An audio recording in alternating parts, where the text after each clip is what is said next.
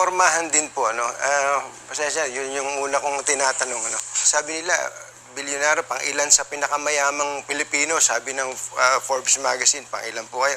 Pero ang pormahan nyo, palagay ko, minsan pagka medyo nabihisan ako ng misis, mas mahal pa suot ko kaysa sa inyo eh. Bakit po ba ganun ang style ninyo? Okay, ang buhay natin dapat, huwag natin isipin yung pera-pera kung magkano pera mo.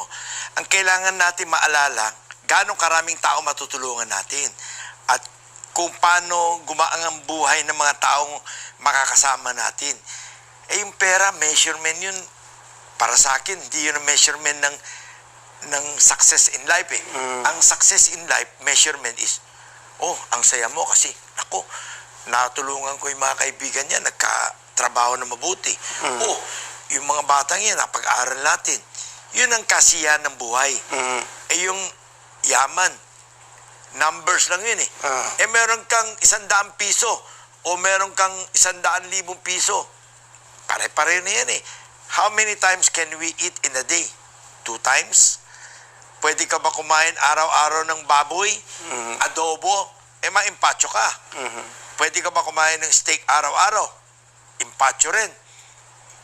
Nowadays, laging iniisip ko is, we eat to live. Parang kumain ka para mabuhay ka. Huwag yun mabubuhay ka para lang kumain na masarap. Masama yun. In as much as possible, tinatry ko maging simple living lang. Eh kung may pagkakataon nga ako, pinakamasaya ko sa buhay, yung nagpapahinga ko, o makita ko yung mga anak ko, o makita ko yung mga apo ko.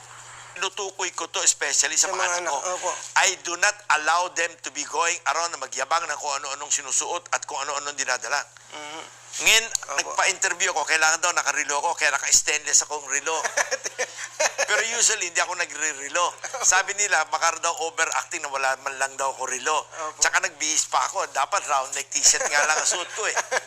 Pero ito pong binanggit sa mga, tinuro nyo sa kanila yung mula na maliliit pa sila. Of course. Hindi siya madali eh, no? Kailangan tinuturo sa mga bata na matuto ng simpleng buhay. Eh yung anak ko bunso, si Jacob, kagagraduate na college, pinadala ko sa probinsya, sa Pangasinan, sa planta. Sabi ko, diyan ka magtatrabaho araw-araw, diyan ka matutulog, kasama mo kakain ng lunch at dinner yung lahat ng empleyado. Huwag ka makakain-kain sa labas ng McDo o kung ano-ano ha. Dahil you are going to, as if, show them na hindi mo sila kapareho. Kailangan habang nandiyan ka, kasama mo sila, kung ano yung kinakain nila, kung ano yung ginagawa nila, pareho lang kayo.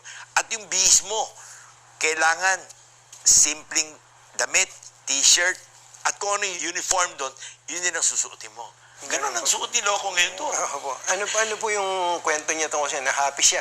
Hindi, lahat ng anak ko, ganun ko pinalaki. Yung anak kong panganay si Paul, nung siya ay elementary, pinapadala ko yan doon sa talyer ni Mr. Kawangko.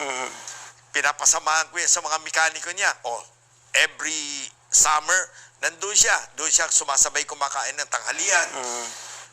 Di nasanay siya. Ang tawag niya sa mga mekaniko, kuya. Ang tawag niya sa mga tubero at electrician, kuya.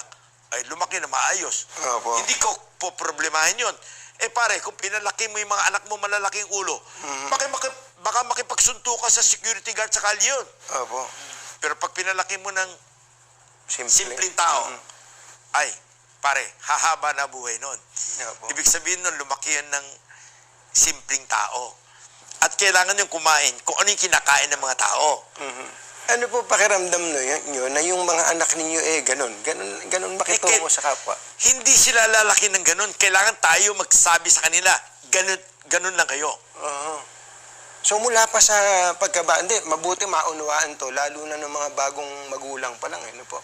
Na habang maliliit pa yung mga anak, imulat na dun sa ganung klase ng mindset. At huwag nyo bibigyan ng malaking baon. Huwag nyo rin bibigyan ng baon. Kailangan magdala sila ng pagkain. Yun ang baon nila sa eskwela. Huwag yung pupunta sa eskwela at kung ano-ano binibili. Pinalaki ko sila na mayroon sila laging baon papuntang eskwela. Yun